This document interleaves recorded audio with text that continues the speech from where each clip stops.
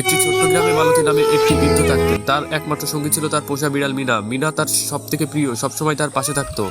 একদিন মালতী মারা গেলেন। গ্রামবাসীরা তাকে গ্রামের ছোট্ট কবরস্থানে সমাহিত করলো। মিনা গভীর শোকে ডুবে গেল এবং সে রাতে মালতীর অনুপস্থিতি মেনে নিতে না পেরে তার কবরের কাছে গেল এবং মিনা চুপি চুপি কবরস্থান থেকে তার মালতীকে উঠালো এবং কবরের উপর বসে প্রার্থনা করতে লাগলো যেন তার প্রিয় মালকিন আবার জীবিত হয়ে ফিরে আসে। অদ্ভুতভাবে এক রহস্যময় শক্তি মিনার প্রার্থনা শুনে নিল। মাটির নিচ থেকে ধীরে ধীরে মালতী নিথর দেহ। মিনা তার মৃত মালিককে দেখে ভয় পেয়ে খুশিতে দৌড়ে তার কাছে গেল। মালতী আস্তে আস্তে চোখ খুললেন এবং মিনার মাথায় হাত বুলিয়ে তাকে আদর করলেন। তারা দুজনে বাড়ি ফিরে এলো। গ্রামে ফিরে আসার পর মালতীকে জীবিত দেখে সবাই ভয় পেয়ে গেল। বিষয়টি দ্রুত পুলিশের কানে পৌঁছালো। পুলিশ এসে তাদেরকে আটক করলো। তারা বুঝতে পারলো যে এটা একটি স্বাভাবিক ঘটনা নয়, এতে অতিপ্রাকৃত কিছু ঘটেছে।